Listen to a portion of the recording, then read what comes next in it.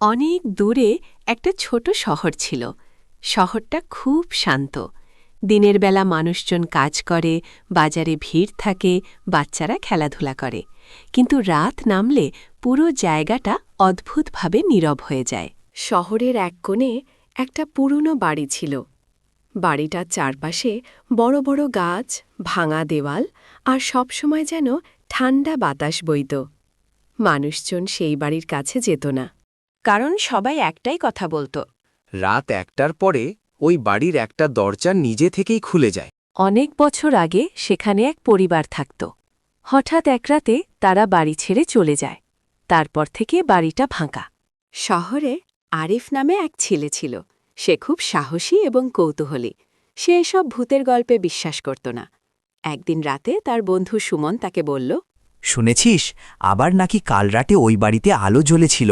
মানুষের ভুল দেখাও হতে পারে। তুই চাইলে আজ রাতে গিয়ে দেখে আসতে পারিস। এই কথাটা আরিফের মাথায় ঘুরতে লাগল। সেই রাতেই সে ঠিক করল, আজ সে ওই বাড়িটা দেখে আসবে। রাত ১২টা, চারদিকে নীরবতা। রাস্তার বাতি মৃদু আলো দিচ্ছে।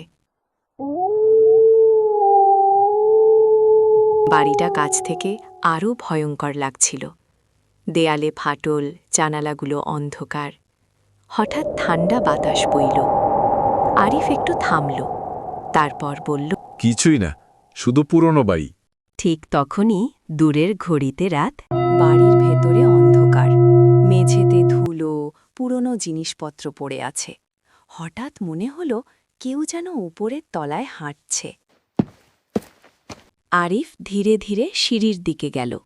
সিঁড়ি দিয়ে উঠতে উঠতে সে অনুভব করল বাড়ির ভেতরের বাতাস অদ্ভুত ঠান্ডা। উপরে পৌঁছে সে একটা ঘরের দরজা খোলা দেখতে পেল।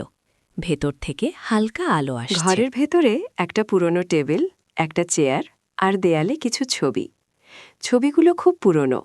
হঠাৎ একটা ছবি তার চোখে পড়ল।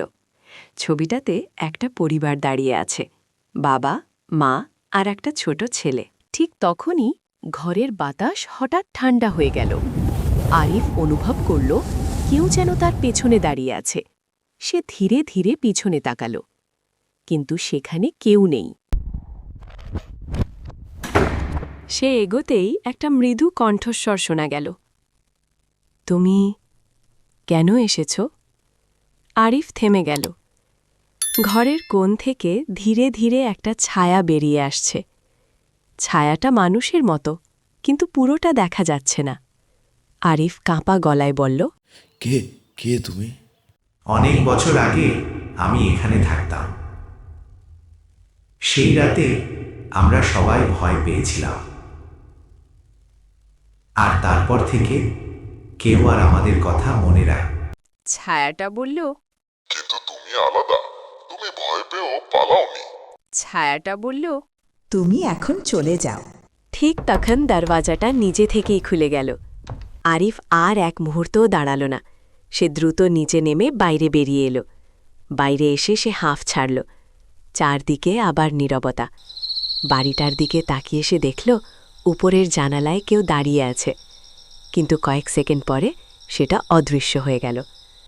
পরের দিন সকালে শহরের লোকেরা দেখল আরিফ খুব চুপচাপ। তার বন্ধুরা জিজ্ঞেস করল, কি হয়েছে? আরিফ শুধু একটা কথাই বলল, সব গল্প মিথ্য না। তারপর থেকে আরিফ কখনো ওই বাড়ির কাছে যায়নি। কিন্তু মাঝে মাঝে রাত ১টার পরে সেই বাড়ির দরজা এখনো খুলে যায়। আর কেউ কেউ বলে কেউ একজন এখনো সেখানে অপেক্ষা করে। ভিডিওটা ভালো লাগলে চ্যানেলটিকে সাবস্ক্রাইব করে পাশে থাকা বেল আইকনটিকে অলে সিলেক্ট করে দিও।